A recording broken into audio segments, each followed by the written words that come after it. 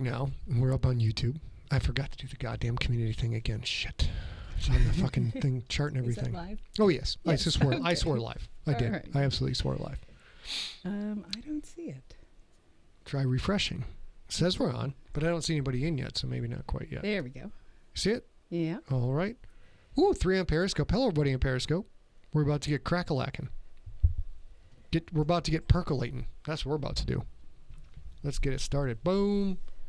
I am first in the chat room. You all want to be first in the chat room, but you can't be because I know exactly when we start the show. Hello, everyone. Hello, Jane, Genelia, Steve, Stephanie Savinkoff, Maria D'Souza, Julie V. Press.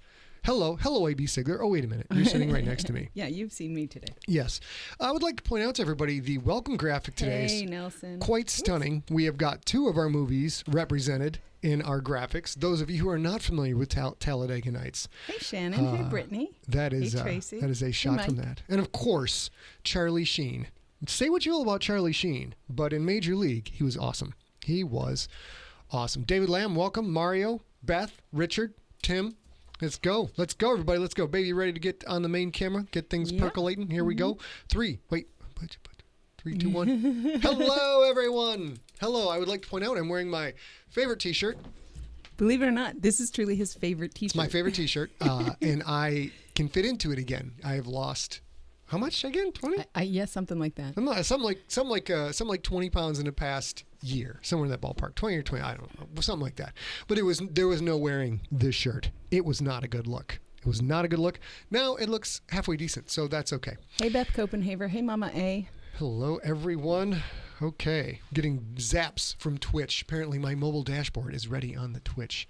We have people from Facebook. We have people on YouTube. We have a bunch of people on Periscope. Welcome. If you're not familiar with this, we are in the midst of what is probably the most revolutionary, groundbreaking entertainment development in the history of mankind. Oh. It is the SIGLERinPLACE live stream. Well, and you are fortunate to be here to hang out with us and be part of this revolution. We invented streaming about 12 years ago. Yes, and they say they want a revolution. They did. We invented streaming shortly after we invented the internet, although we do have to share that. You know, I can't take full credit for the internet, but I did invent streaming. We have what could be the greatest show ever, the greatest SIGLERinPLACE of all time. Oh, my goodness. Yes. Let's see. We have, first of all, what we are drinking today. If you do not go to scottssigler.com or facebook.com/ScottSigler every Monday morning to see what this lovely woman does for you to make a drink that you can follow along with us and drink. Today's drink is what, baby girl? Is a mojito. A mojito. A mojito is, in the video, I called it the national drink of Cuba, but it turns out a Cuba Libre is the national drink, or several of them.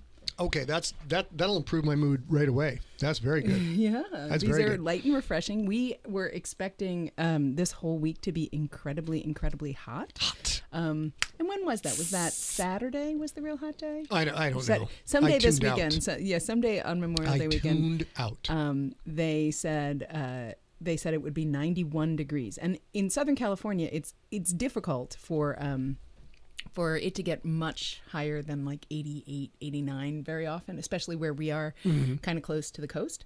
And I was super stressed out about it being 91 degrees, and it turned out to be 97 degrees. 97. And I almost died. 97. We spent the entire day pretty much in this room with the AC going and the dogs up here moaning, and it was fine. Yeah. Yes. But the good news is now it's way less way less hot than they said it would be the whole rest of the week. So I hate to tell tales out of school, ladies and gentlemen, but it is possible some of the fiction you'll be reading towards the end of this year and into the 2021s was written while I was not wearing pants. In fact, the only clothes I was wearing were underwear because it was real hot. Now, I know that you're not supposed to say that. I know that Shakespeare said it, Hemingway said it. So there's 2 very famous authors. Very famous who definitely worked in their underpants. You know Hemingway wrote in his underpants all the time. Oh, I'm sure. Maria, thank you so much. I got a new makeup pencil, as you can tell, and I'm playing an eye smudge pencil, and I'm playing with it. I really like it. But I have to tell this story, and then we'll get into things. Okay. When was the All-Pro? Ages ago. When the All-Pro came out, Scott was still living in San Francisco. I was obviously still living in San Diego, and I would go up and work in his one-room office, which had the audio booth Yep. there as well. Yep. And I bet it was like maybe 20 feet square or something. So it was tiny. Yes. Scott's a pack rat. I Yes. love you, but you're a pack rat. And so 10 by 20 with a 4x4, full 4x4, 10-foot high sound booth in the middle of it. Yeah. And then desks and other things. So we would get to work, and this is a funnier story now, and now that we know how things ended up. He would get in the box. It was 1 billion degrees. 1 billion. It was very degrees. hot. And he would get in the box, and I'd be like, "Come on, let's go, while it's still cool." He's like, "Okay, almost, okay, almost." Turns out he was getting almost naked in the booth, and he didn't want to tell me. It took me like 3 days before I was like, "Wait a minute," and I heard him like thunk up against the side of the booth or something. I was like, "Wait a minute, are you taking off your clothes?" And he was like, "Not my underwear." Yeah. But otherwise, yes, because that would just be rude. So I would go in this booth, and it was an old 1972 building in San Francisco, and there was no AC, and it was just, we were in a middle floor, and it would just cook all day long, and then it would get into a carpet-covered 4x4 hermetically sealed booth that had no ventilation, because any ventilation would increase sound. Would increase sound, would lead to noise. So basically, I got into a sweat box. For you people. Yeah, I crawled into a sweat box and I schwitzed all day long for like 9 hours a day. But if you got your books, Dala, as long as you listen to your books, I'm happy. If you're happy with the books, then it's okay by me. That was how things went. Let me go over what we're going to have for you guys today. It's spectacular. We are going to, number one, we're adding a new feature called the Pup Date. The Pup Date. The Pup Date. Every episode, we're going to have a brand new picture of 2 of the best dogs. Now, I realize it's a tie between like 8 billion dogs, but these 2 are tied for the best dogs in the entire world, and we're going to show you pictures. And they're for sure the best dogs in the next room. They are the best dogs in the next room. None of you can argue with that. We have an update on the Dragon Award. Wah, wah, wah. We did not win, but I have great information on that. We have the GSMOAT West Bracket Round 1. You all tuned in for the GSMOAT, and we're going to get that to you. Oh, and today is International Literacy Day, in which the UN focuses on youth and adult literacy programs that can be used during the COVID-19 pandemic. Give them the other note, babe. The other note, sorry. Where is the other note? We are going to be smacking the movie 42. Is that this weekend, Spate? Yeah, it's this coming Saturday. So we haven't watched it yet. We're going to watch it tomorrow night, but it's this coming Saturday. And that will be, the 12th. The 12th. On the 12th, on 9/12, we'll do 42. And maybe some 420 after that. We don't know. There's a lot of digits involved in what's going on. Jim Lockett, your dog is great. Your dog is great. Jim Lockett's dog is great. The Stella is great. And if you haven't watched our Story Smack on Spaceballs yet, please go watch that. That is on whatever you're looking at right now, unless you're on Periscope. It is at youtube.com/Scott Sigler. It is at facebook.com/Scott Sigler. You got to scroll down. It is at Twitch TV/Scott Sigler. And Spaceballs, absolutely amazing 80s and comedy. YouTube.com/Scott Sigler. Oh, shoot. That was the third one. YouTube.com/Scott Sigler. And we have, I had called up an image for this. Why don't you tell them about the Siglerbration? I'm so excited about I catch this up one, on you this. guys. I'm not sure if Sherry is in the chat room yet. She should be, but she's also quite busy today because today Sherry Hare's husband has a book birthday, and I'm so excited about it. I loved the first field trip. Oh, there it is! Yay, the first field trip book. And this book came out today. I think we talked about it a little bit earlier, or maybe I just talked with Sherry about it. But Field Trip to the Ocean Deep came out today, and these are lovely, lovely books. And I would suggest that maybe if you have kids in your family, if you have kids in your house, both field trip books by John Hare are wonderful. Good. There we go. So congratulations, John. Congratulations, Sherry. I'm sure it's a big day at your house. Big day for everybody. Now, we are going to quickly... Oh, it's time. You know what time it is? I don't. It's time for that pup date. That update on the pups, we call it a pup date. It's portmanteau, and you don't need to know that word to enjoy the picture of our pups. Since we... I'm fascinated that portmanteau is not a portmanteau. That would be... I'm not sure I could process that. I know. Maybe the world would implode. Maybe portmanteau is a portmanteau, but you can't define a word. And manteau. You can't define a word by using that word in the definition. That is a rule. We all know this. Let's go over. Here we go. The pup date. A and I recently tied the knot, got hitched. I've got a Damascus steel and meteorite ring, which is straight baller. It's amazing. I have an orange sapphire and white sapphire ring. And since we got married, And since we have no human children, we got our dog children involved in the wedding. And this is a picture of our dog children at the wedding. The aspect ratio is a little bit skewed because I want to fill up the frame, but that is my on the... Wait, would my right be their right? Are we seeing the same? Yes. Yes. On the right side of the screen is the one in orange. Very good. Yeah, the one in orange is your dog. That's Reese the Peace. She's yes. also wearing wedding flowers.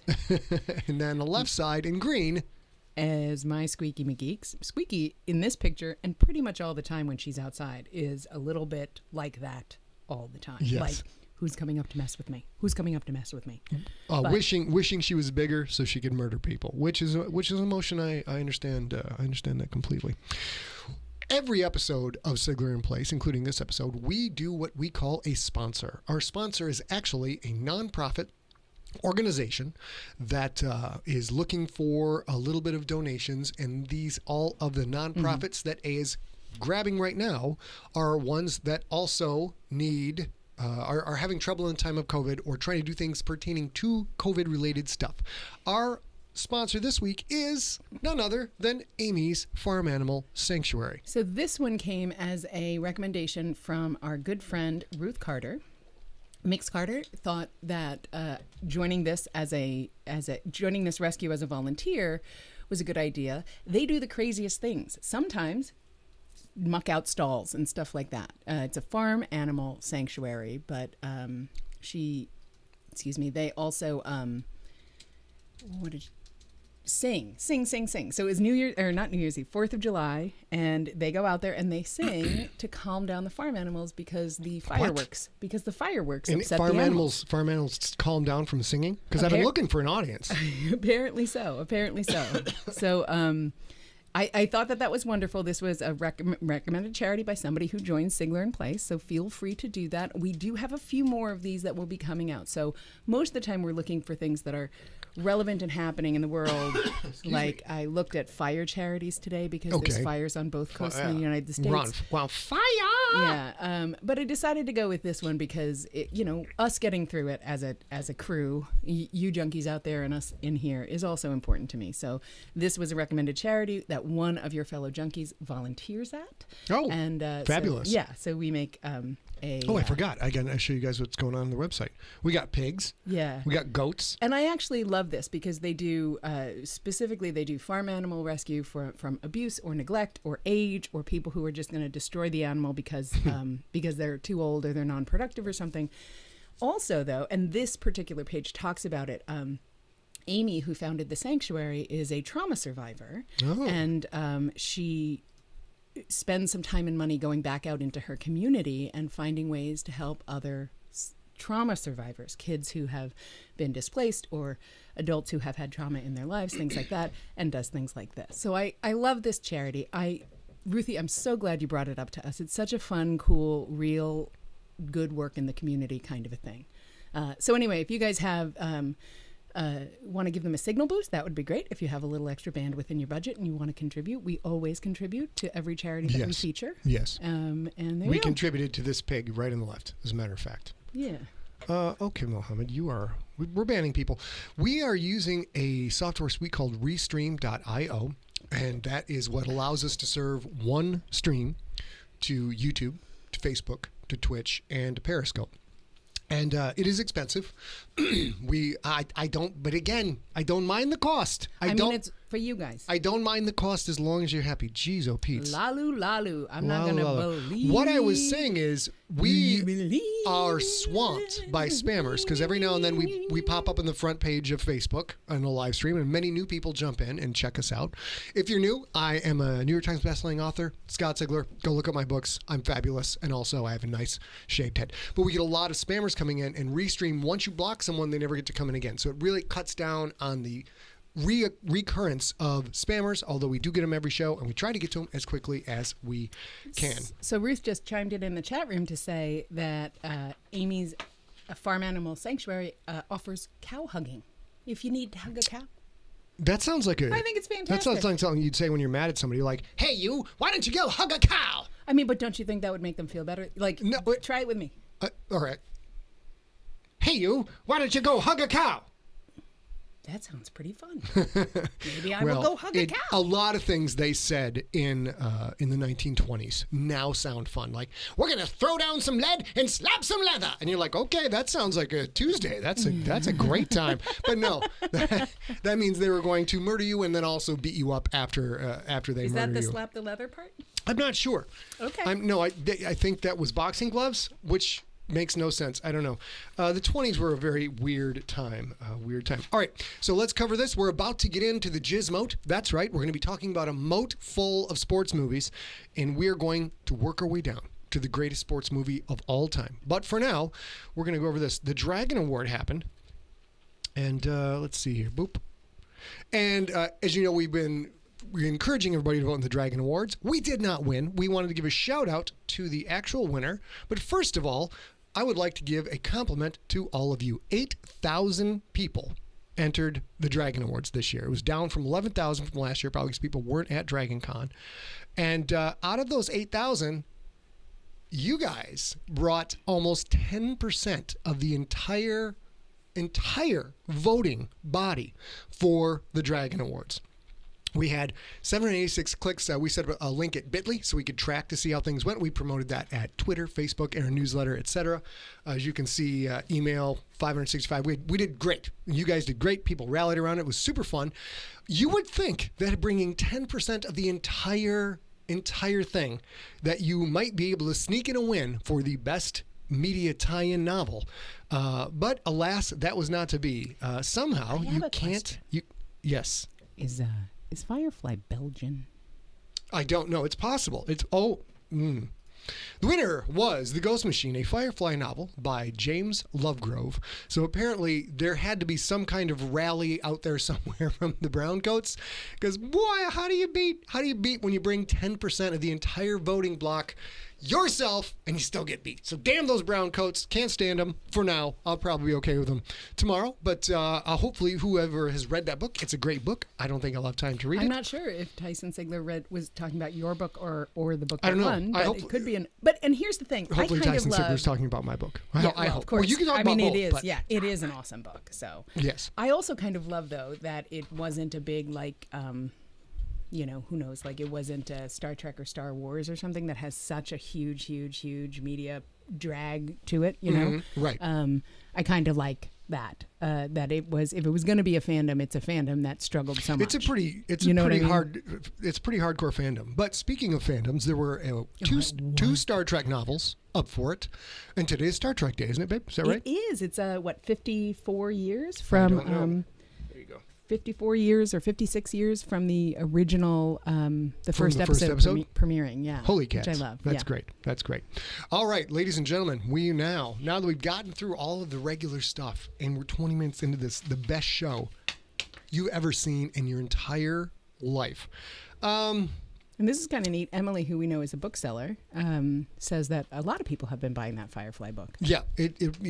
Firefly has a diehard fan base, which is fascinating because we looked up before the contest. We looked up how many reviews all the books had on Amazon and on Goodreads and things like that.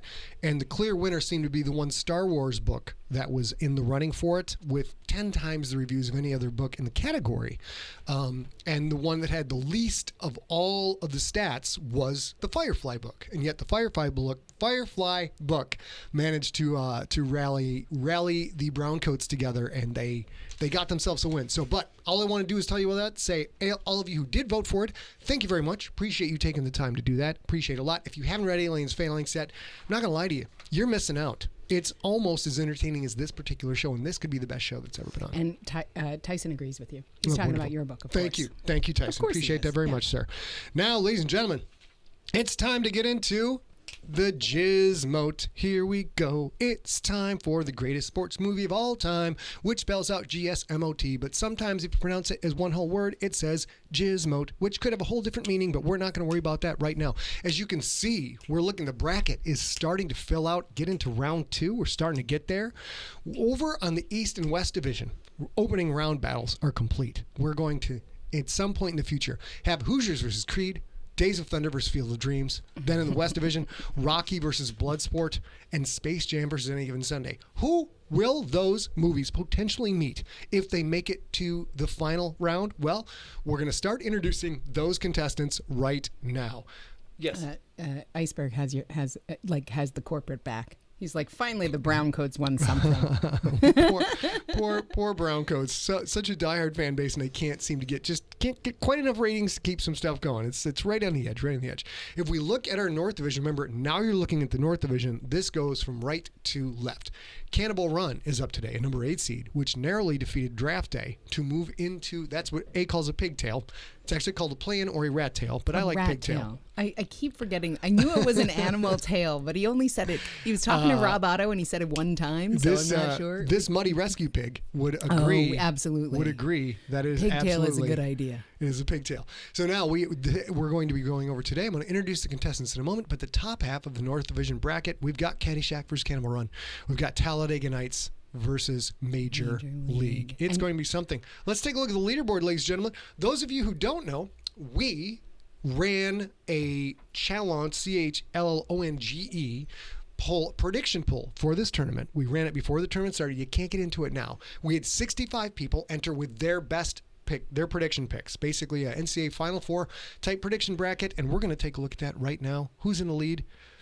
Game of Mao. That was hard. Oh, yeah.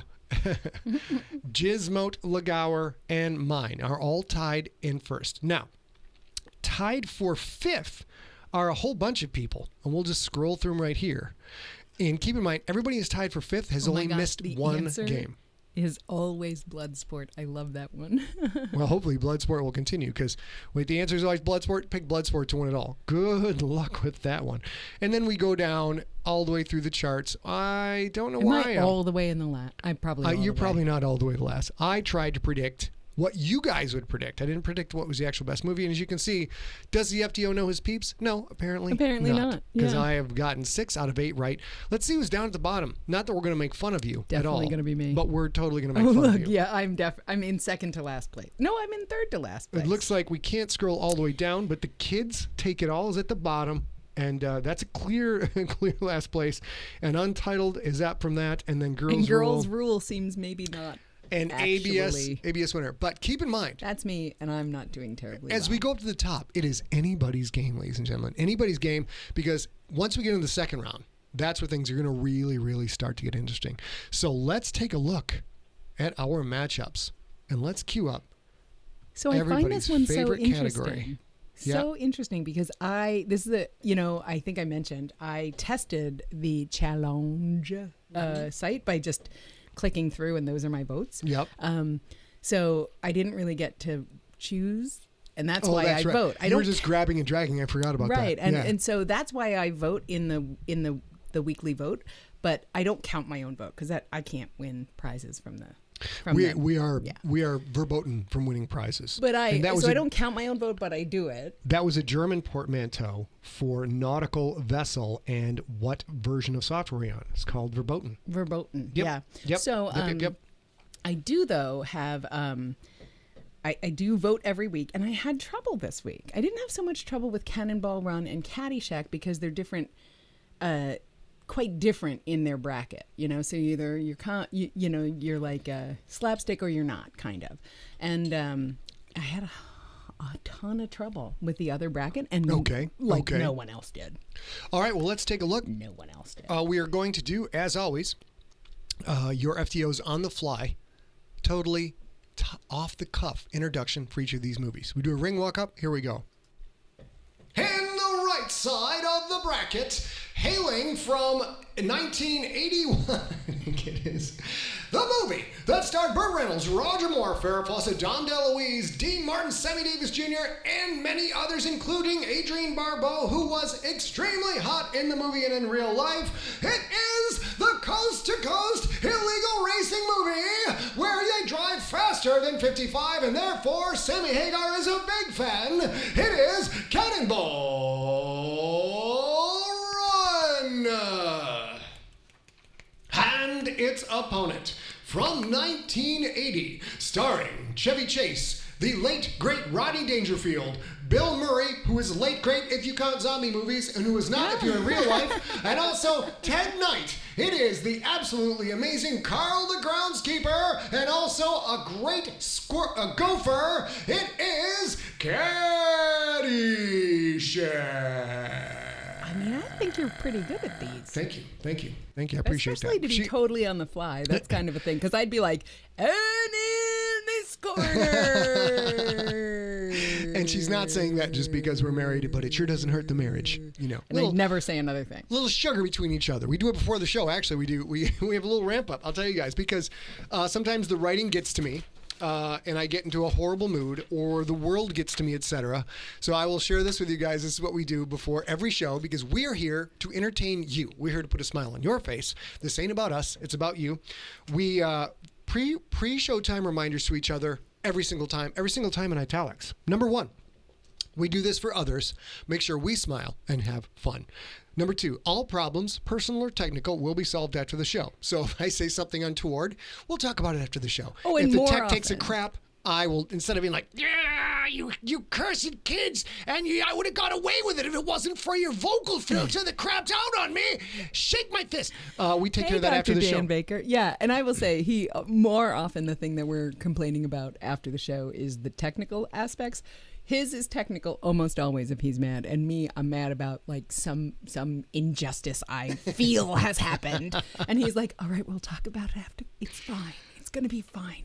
They didn't mean to steal your Cheetos. It's gonna be fine." Very fine. Number 3, we say when the curtain goes up, we're on camera. So no matter what's going on, when this show starts, we are here to entertain you. And then number 4, which is my favorite, mutual adorations and smooch. So we tell each other something nice like, "Well, you look fantastic today." As do you. And then that, you know, how can you be in a bad mood after that? I can. Trust me, I can find a way to be in a bad mood. But it's a little bit harder. Beth, you're totally right. It's have fun, damn it. Let's go back to the matchups. And, oh, gosh, look at these two. I was torn. I'm glad I didn't have to vote on these. Here we go. In the left corner, hailing from the California Penal League, which is actually in the movie, and I'm not making a reference to genitalia. It is Charlie Sheen and Tom Berenger and the great Bob Ufer in the best baseball movie possibly of all time, but maybe not in this bracket, which we will find out in the near future. Hailing from the great city of Cleveland, home of the UFC heavyweight champion of the world, it is Major League. And its opponent, a 5th seed, hailing from Talladega. If you are not first, you are last. And this movie always intends to be first. It is Will Ferrell, starring in The Ballad of Ricky Bobby. It is Fire Up Your Engines, and gentlemen, let's get ready to rumble Talladega Nights! Oh my goodness. Ooh, I was breathing from the diaphragm. Let me turn this off. I know. I was breathing from the diaphragm apparently because yeah. my tummy is very tired. I've been trying to learn how to sing. Should I tell the people that? Yeah, of course. And I think you might be learning it. If now you're like, hey, my belly hurts a little after screaming that much. We're going to get to the matchups in just a second. Yes, I've been trying to learn how to sing because we're cooped up at home. And I've been told, and this is it's madness to me. Can't understand it. I've been told I can't write for 18 hours a day, that I have to do other things in order to actually be a better writer for the hours that I do write. So I'm trying to listen to other people and do other things. Jennifer Sherwood's ripping genitalia. Fabulous. He's doing great. It's super fun. Sometimes I'm downstairs and I'm listening. I always listen in just one ear to anything that I'm listening to on headphones. And every once in a while I'll be listening to something and I'll sort of hear out of the other ear that's not, it doesn't have an earbud in it, like, is that singing coming from the upstairs, downstairs, and the underground layer? Yes. And it is. And it's actually, I'm having a ton of fun. Yeah. I'm having a ton of fun. I'm getting to marginally adequate. And my Mount Everest of singing is Someone Like You by Adele. So that's the one I practice on more than any other.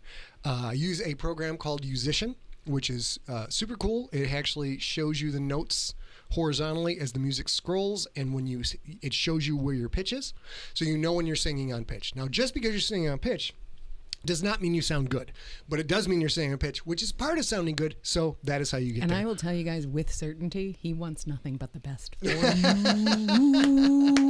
you, for sure. Will you guys ever get to hear me sing on the show? No fucking way. Not going to happen. But we have promised them that I'll sing Lizzo and you'll play bass. Yeah, we are going to do Lizzo. I may sing, okay, I lied. I may sing a little bit of backup Lizzo today, singing Lizzo. We're working on it, sort of. I got to wait till the books are done. When the books are done, we'll get to all of that. Let's get to our matchups, ladies and gentlemen. Holy crap, we have 428 people hailing in from Facebook. If you are just joining us on Facebook, allow me to introduce myself. I'm Scott Sigler. I'm a #1 New York Times bestselling author. I need a graphic on here that says Scott Sigler. Go to scottsigler.com for information on my books. Go to Amazon. Mm-hmm. Go to Amazon and look up SCOTT. Go to Google. You better Google me, bitch. You better Google me. Google me. And you can go find, many of my books are absolutely free. You can listen as free audiobooks. I don't have our podcast subscribed queued up. Gosh darn it, I have to work on that. But welcome to our show. We hope to entertain you over the next half hour. These are our shows. We do it every Tuesday and Thursday, 6 p.m. Pacific Time, 9 p.m. Eastern Time, 1 a.m. GMT. Welcome. We are here for a non-political, fun thing for you to hang out and watch two people who kind of dig each other, kind of have a good time. That's what we're after. That's what we're after. Now, let's go back to matchups. Now, for the very important, you guys, there's a big vote coming up, but no vote ever was as big as Caddyshack versus Cannonball Run. A #1 seed, one of the greatest comedies of all time, honestly, up against the #8 seed. And ladies and gentlemen, are the judges, do we have the judges' scorecards? It really wasn't the vote you're saying it was. It was a slam dunk. My goodness, I was quite surprised. Okay, here we go. The judges' results are in. This 5-round contest of 5 5-minute rounds has been declared a unanimous decision. Judge #1 scores it 62-5. Judge #2 scores it 61-6. Judge #3 got very drunk and fell off the side of the ring and hit her head on the bell. That inadvertent game-ending bell you heard was not actually the hammer, it was Clarice's head. And I'm sorry, Clarice, you're not doing very well, but we do have a great health insurance program. We'll be catching up with you shortly. And the winner, by unanimous decision, by an aggregate score of 62-5, it is...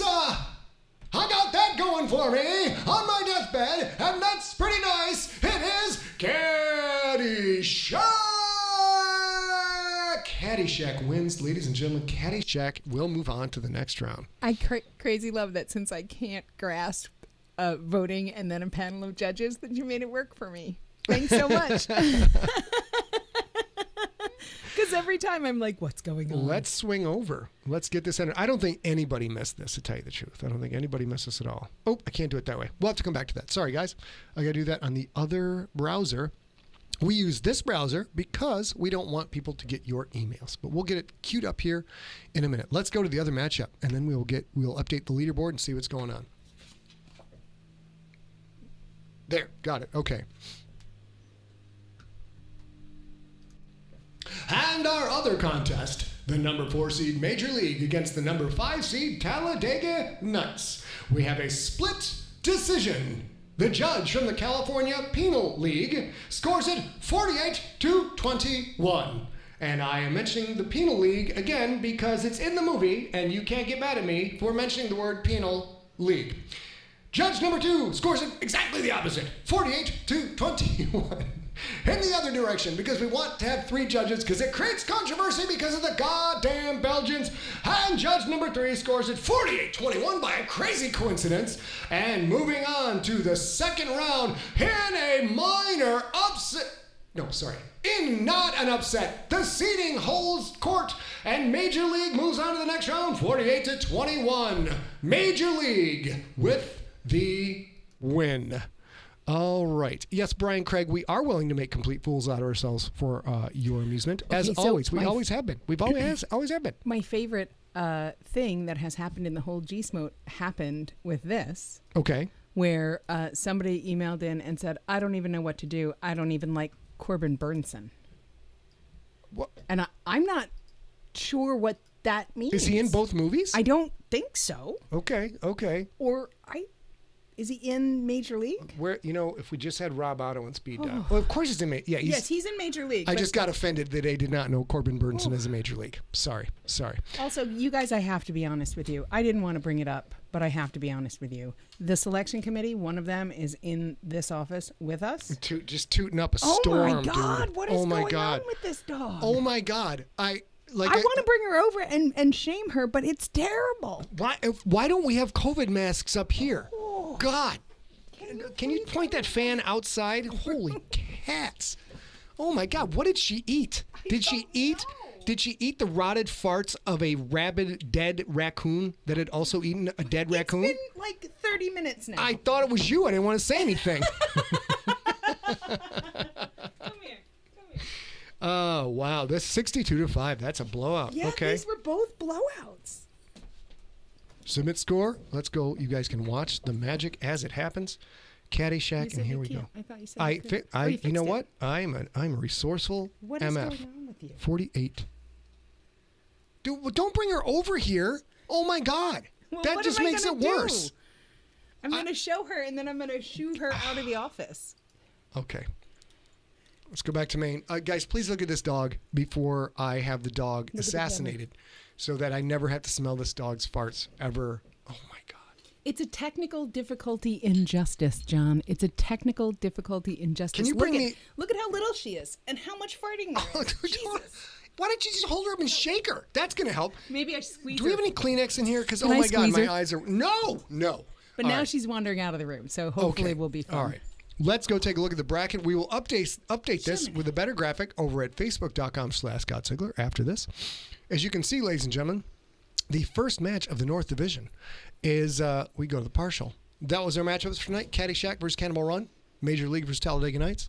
And as we can see, we have Caddyshack moving on and Major League moving on. Now we're going to see if this impacts the leaderboard at all. I know you all are interested in the movies, but I know more importantly, you want to know... Oops, shit. There we go. Nobody pay attention to anybody's email addresses. Here we go. Predictions. Has anything changed? Oh! Hold on. What changed? Why are you screaming? For the first time in the GSMOAT, we have a clear #1 leader in the GSMOAT, hailing in with a perfect score of 10 out of 10, 80 points. It is Game of Mao, who also has Rocky as the final champion, a strong contender. Now, oh my gosh. Okay, we'll turn this off now that I've got that out of the way. Look at oh my God, Becky, look at her number 2. Becky, look at her 2. 1, 2, 3, 4, 5, 6, 7, 8, 9, 10. I bent my Wookiee. And then it goes, woo!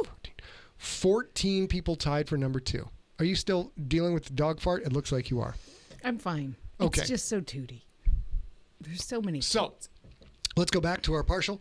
On Thursday, we're going to have a great showdown. It's going to be Happy Gilmore, a number 3 seed, versus Basketball, a number 6. A not very well-known movie, but one with brown coat-like devotion from its followers.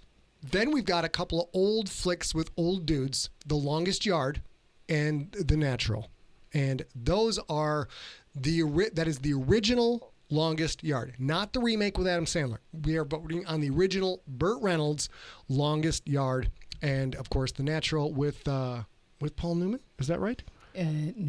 With Robert Redford. Robert Redford. It's not the guy who is. It's not Russell Crowe. It's definitely not Russell Crowe. It's not. Okay. It's not Tom Cruise. Is this practice? Are we talking about practice? What's happening? We're talking about practice. You need to call up some questions because we got through stuff very quickly. Old movie dudes. That's where we got a couple of old movie dudes. We are it's largely vacated the premises, but she's not going to be laying in here next time. I assure you that. Oh my goodness. Oh my goodness. Apparently, we made 220 people on Facebook go away because they don't like hearing us talk about dog farts. I couldn't help it though. It had been going on forever. I couldn't help it. I didn't even think it was you because it's like something died up in that tiny colon.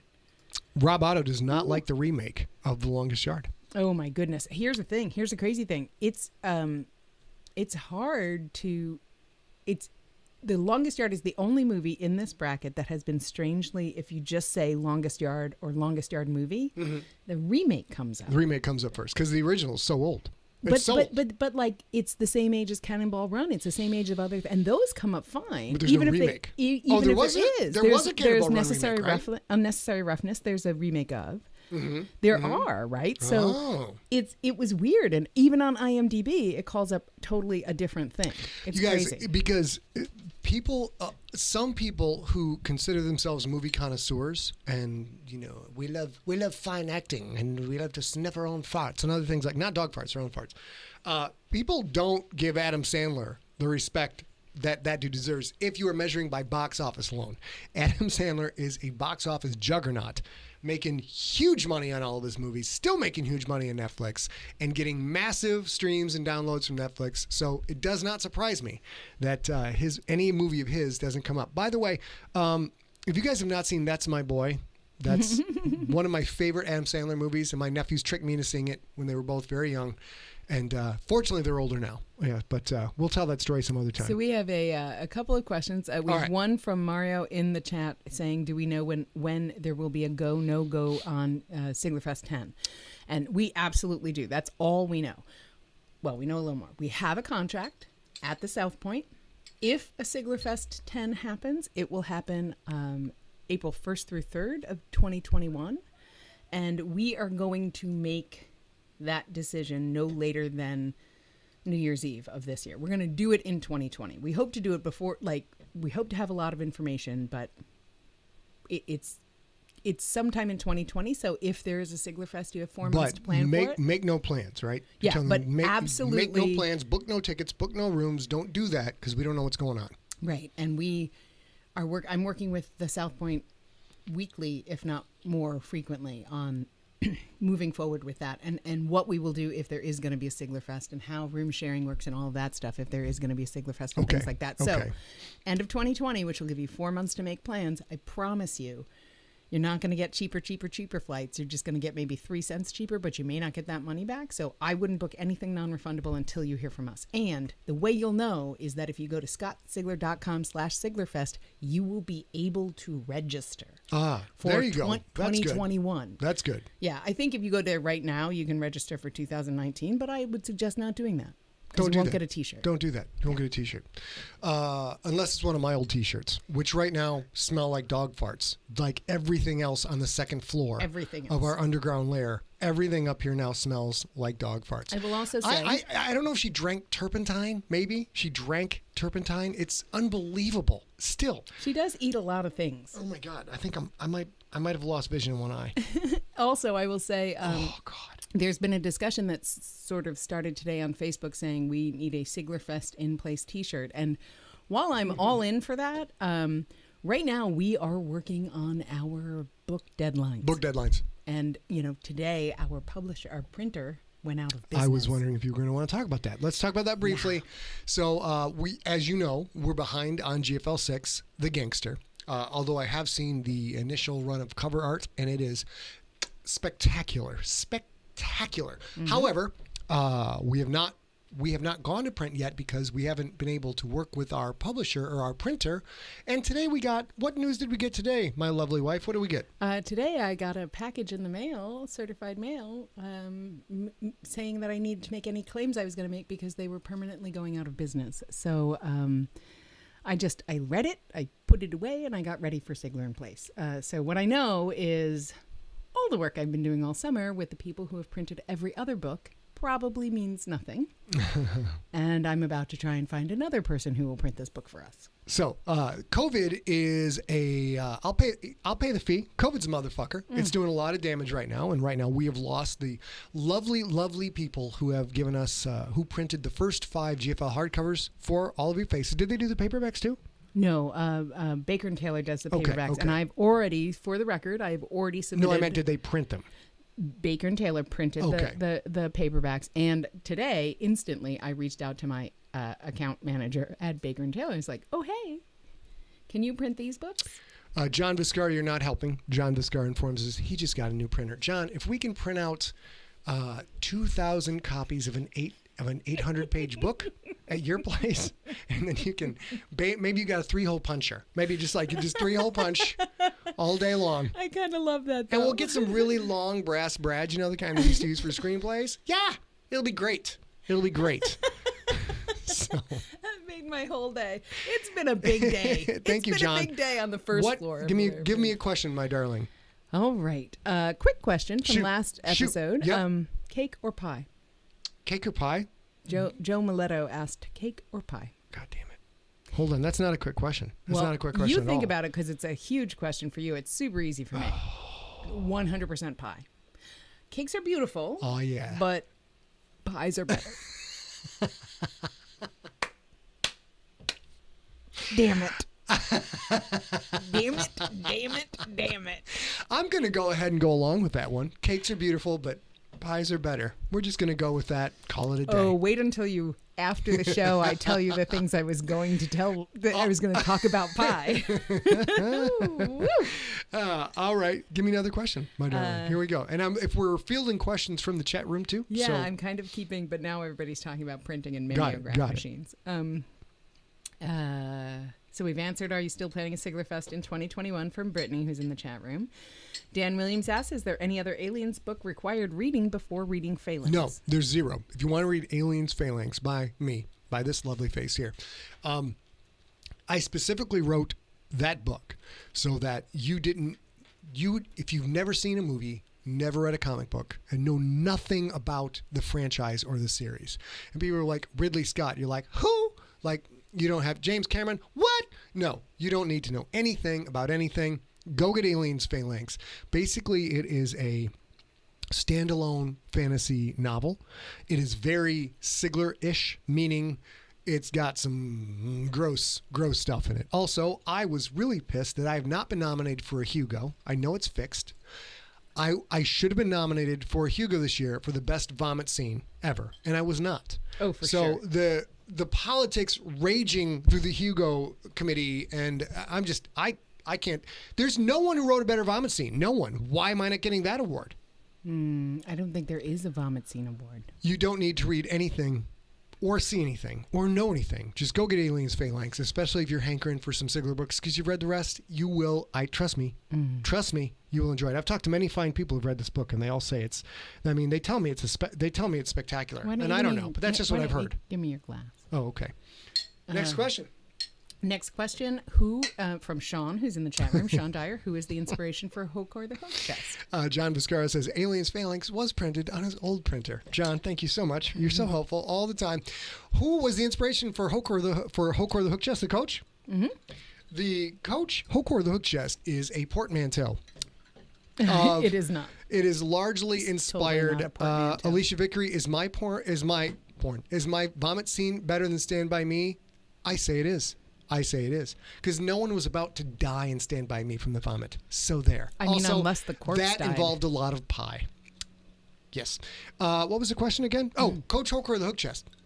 A lot of stuff that Coach Hokor the Hook Chest says is stuff that has come literally out of the mouth of my father, who I had the great privilege of playing football for. Coach Irv Sigler, two-time state championship winning football coach in Michigan, and also coached a couple years in Washington State, was what we would call now a bit of a character, and he made football extremely fun, extremely challenging, and brought the best out of athletes, because he also coached girls track and he did a few other things, and people loved to play for him. But like, run the plays that I call, that was a admonition that came from my father when I decided, after our team was up by 35 points and I finally got in the game as the strapping quarterback that you see before you, and he just wanted me to hand the ball off to other people. I'm like, are you kidding me? I've been getting my ass kicked for 2 years on this practice field by guys who weigh twice as much as I do.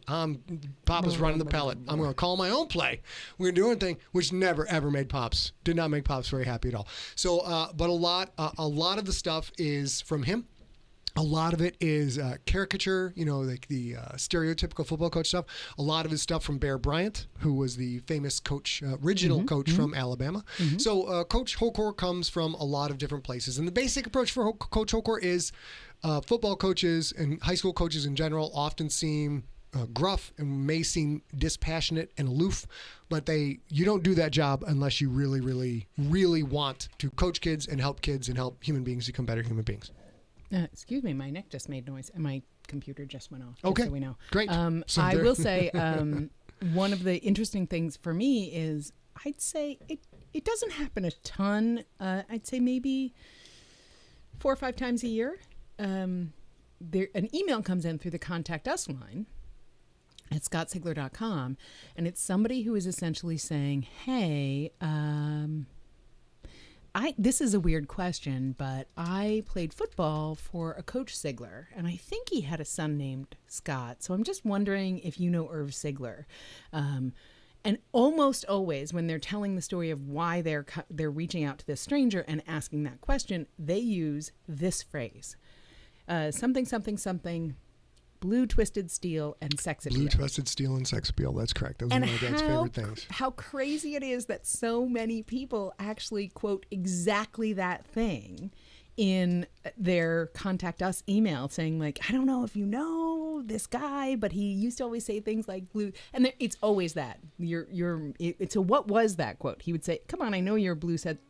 Yeah, well, he would say it was used as either encouragement if you were doubting yourself, or feeling, oh, poor me, I've already run 5 miles and it's all these gear and it's 95 degrees and 100% humidity. Wah, wah, wah. I think I'm going to pass out and have an aneurysm, that kind of thing. So he'd say, God, Danny Baker, you don't need to, get back on that line. Why? You're one of the smartest players on this field. You're made of blue twisted steel and sex appeal. Get up there, Danny Baker. We all know you can do this. Here we go. Run it again. And run it again was was still the nightmare phrase of my entire life. And here's the thing. So I met Coach Sigler, both Coach Siglers, in 2009 on the Rookie Tailgate Tour. And you say both Coach Siglers because my brother Irv is a coach at Wyoming High School in the Grand Rapids area of Michigan. Yeah, and they're both terrific men. They're both lovely, lovely, lovely human beings. They're also very, very football coachy, both of them. Very football coachy. So I'll give you 2 examples. That one trip, and I had met them for the first time, and keep in mind, I'm a New Yorker who couldn't play any team sports. So interacting with a coach is not a thing I've done a lot of. And one of them, what was I doing? I was repacking the car. And I wanted to do it my way. So I knew exactly where everything was. And by repacking the car, we were traveling with all of our books. We were traveling with books in the car on a 28-city tailgate tour to go see all of your faces. And for 2 days, we were at his brother's house. And I was like, cool, play with your nephews. Give me a minute. I'm going to just move everything around, clean out the car.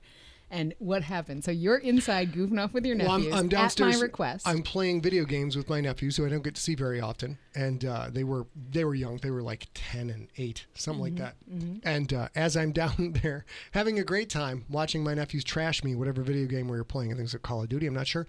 My brother comes in the room and does the football coach arm cross. Does this. You just gonna sit here and play video games while I packs the whole car?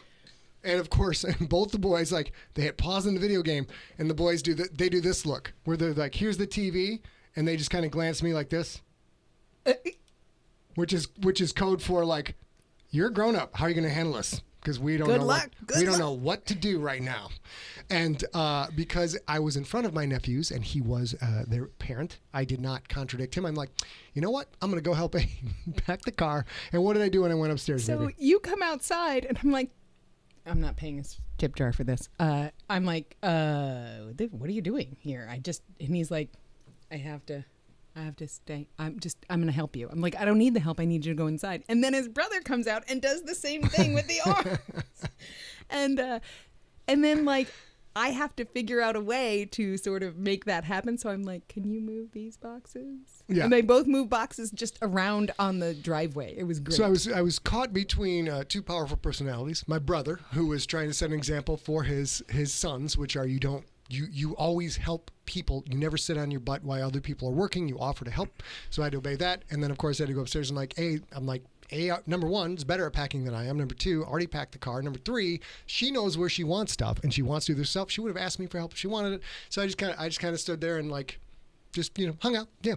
What other questions we got, babe? My computer went dead, so I can't tell you. But I was going to tell you, on that same trip, I met Coach Sigler, old Coach Sigler, which is what he calls himself. I'm not calling him old.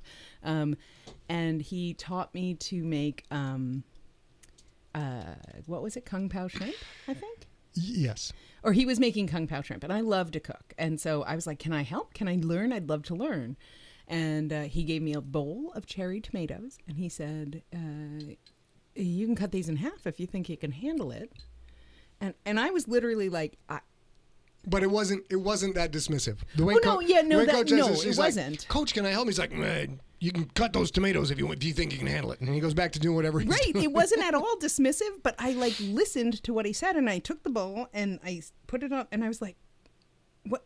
How could I not handle cutting cherry tomatoes in half? Like she thought there was a trick. I thought there was totally a trick because I was so nervous about it, but I like cut him in half, and like he was like, these are wonderful. And that was that. All right, let's see if we have any other questions from the chat room. We got through our content pretty early tonight. I do remember there was a question. It still smells like farts up she here. just came in. Here? Yeah, she just came in and started farting again. Came back on. I think it was overheated. Give me just a sec. I thought we'd put her out of the room, but she's hold on. She just came back. You can see her right there. Here, right there. So she came in, aimed her ass at us, went to sleep, and now is floating little doggy air biscuits through the room as if it's a doggy Christmas. And she's like, oh, hey, I've got a present for you. It's in gaseous form, and it might involve my digestive tract. So happy holidays to you, Mom. Happy holidays to you, Mr. Man. Good, it's time for you to go ahead and, it's terrible. Cannot I got have my her computer up here. back. It must have been overheated. All right, one more question. I think we have time for one more question. One more question. And remember, we're going to be back on... We're going to be back Thursday, 6 p.m. Pacific, 9 p.m. Eastern, 1 a.m. GMT for Happy Gilmore versus Basketball, Longest Yard versus The Natural. You will be able to vote on those at facebook.com/Scott Sigler on Thursday morning at 9 a.m. Pacific time. Okay, right. So Amy Reed and Jim Lockett asked both of us, what is your favorite city in the world? Ooh, boy, I tell you what, favorite city in the world. I base all of my favorites on culinary issues. So I would have to say that San Francisco was great because it's hard to find bad food in San Francisco. You really have to work at it, like look for it. Paris was delicious. Paris was so friggin' delicious. It was really great. By that standard, Memphis is an absolutely tasty, delicious city. Am I missing any? I don't know, because it's your favorites. In San Diego, while I love everything about San Diego, it is not quite as tasty as many other cities that I've been to. So those are my favorite cities. So for me, I think I grew up in New York. I know it's terrible. Oh, it's terrible.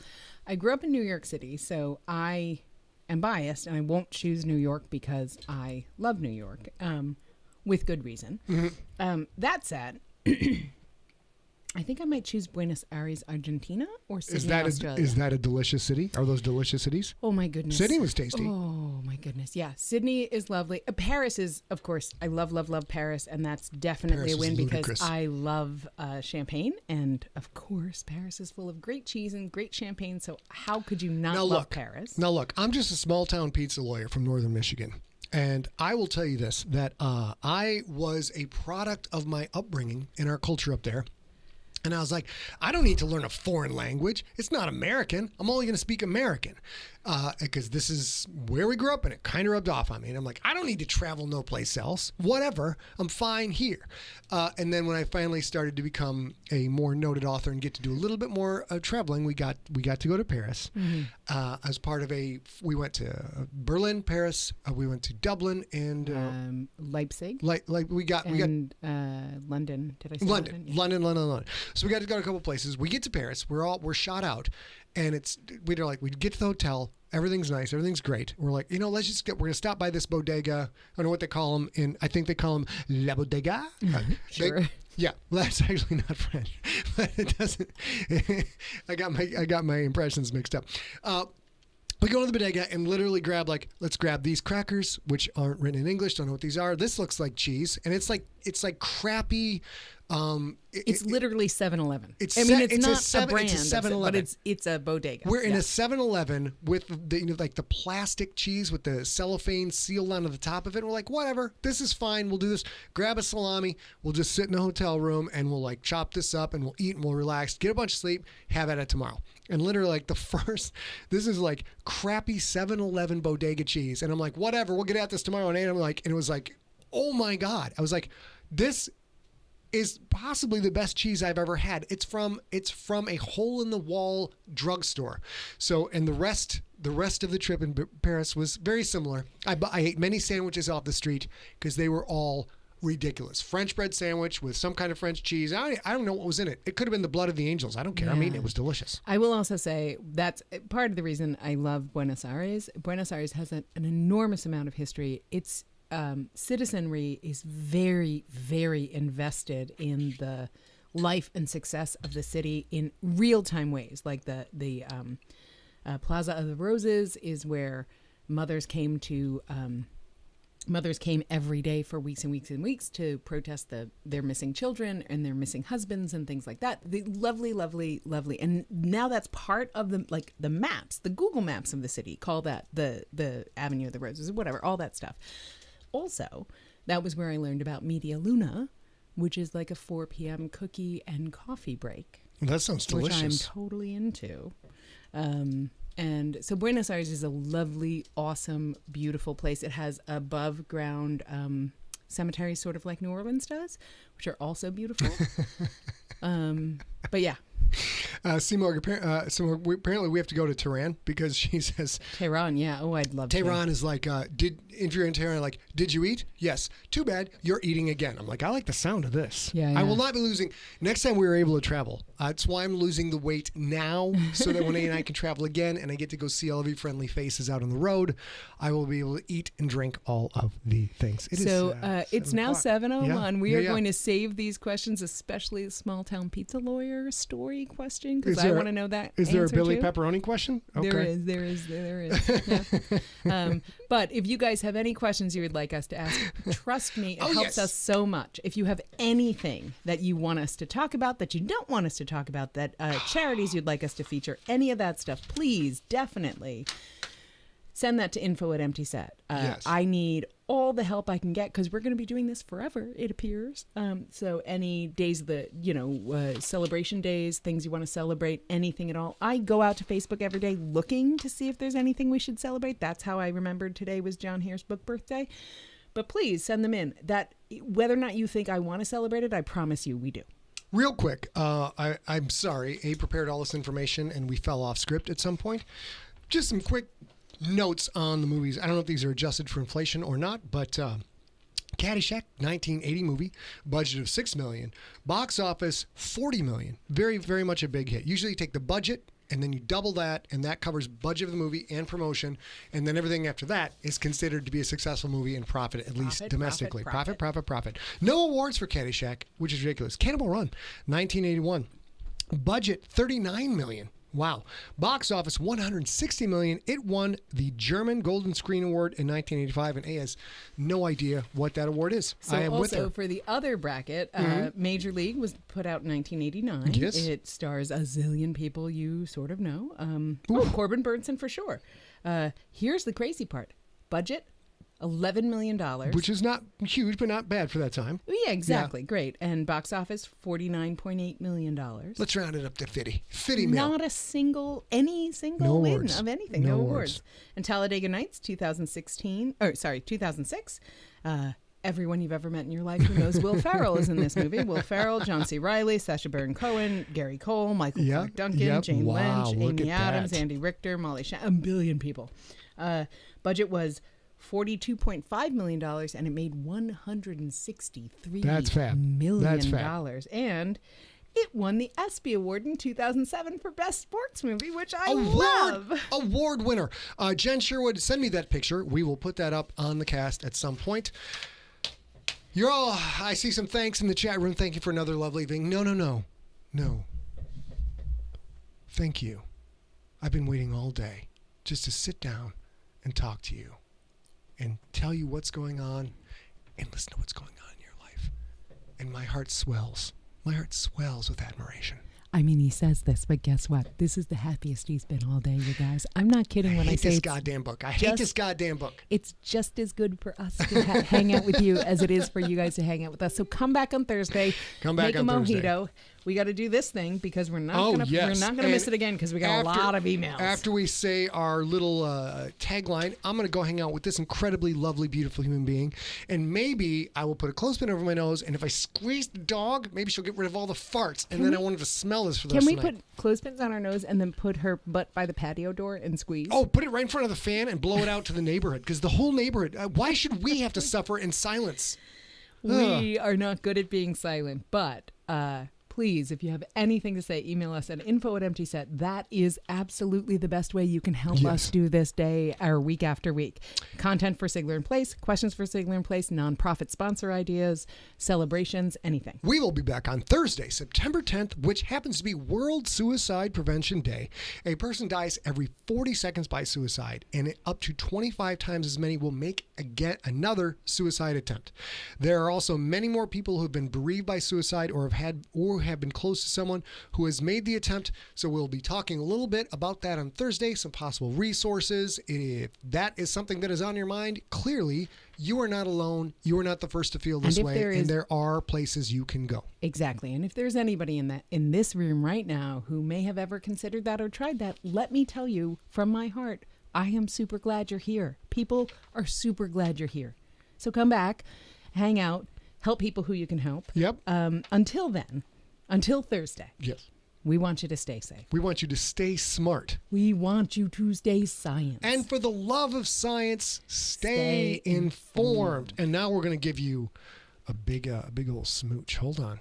Yeah, we gave each other a smooch. Now we're going to give you a smooch. Ready? Mm-hmm. Mwah!